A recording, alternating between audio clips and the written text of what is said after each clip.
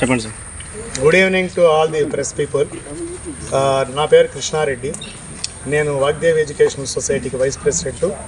ఈ agricultural Krishna Chaitanya college of pharmacy and నర్సింగ్కి డైరెక్టర్గా ఉంటున్నాను.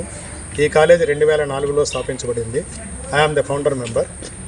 తర్వాత 2015 నాటికి కాలేజీలో కొంతమంది మేనేజర్ రామ్మోహన్ రెడ్డి, గోపాల్ రెడ్డి అనే వ్యక్తులు కలిసి సుమారుగా 9,20,00,000 రూపాయలు తినేసినారన్న విషయం తెలిసి మీటింగులకు రమ్మని పిలవగా వాళ్ళు రాకపోయారు, మెంబర్షిప్ కోల్పోయారు.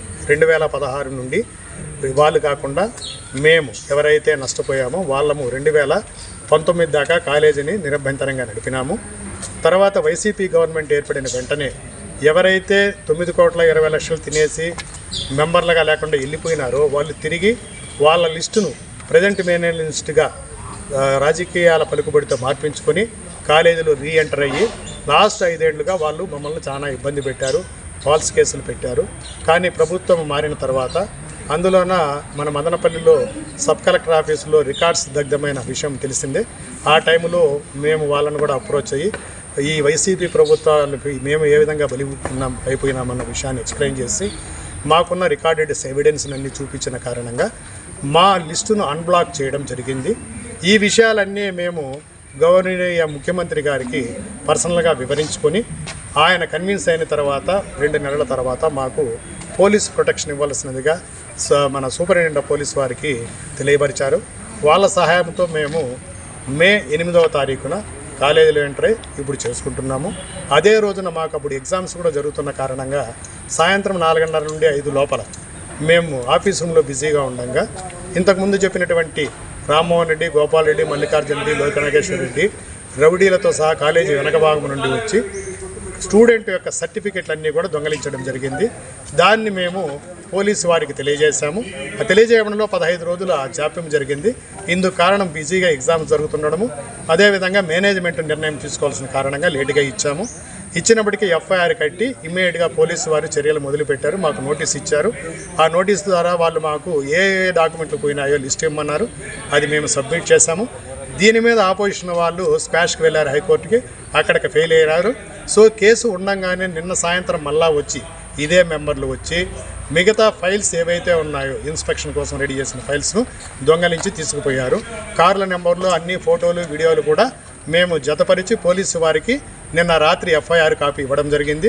ఈరోజు తెల్లవారి ఆ విషయం తెలిసిన పిల్లలు భయాందోళన గురయ్యారు. ఎందుకంటే నెలకు ముందు పోయిన సర్టిఫికెట్లు పోలీస్ కంప్లైంట్ ఇచ్చినా వాళ్ళకి ఇప్పుడు దాకా అందలేదు.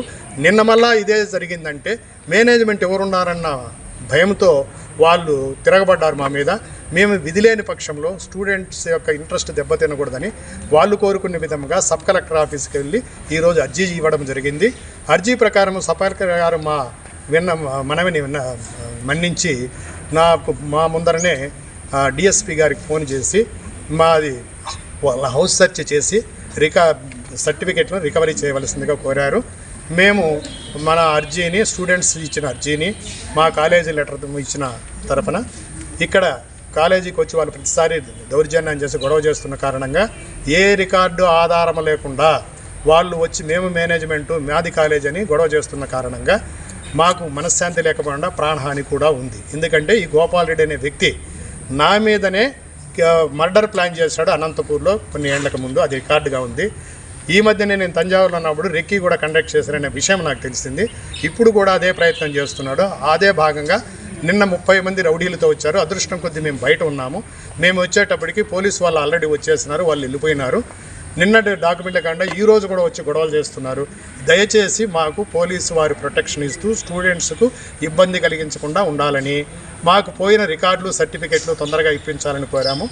దానికి పోలీసు వారు, సబ్ కలెక్టర్ వారు మాకు సహాయం చేస్తే బాగుంటుందని మా విన్నపము.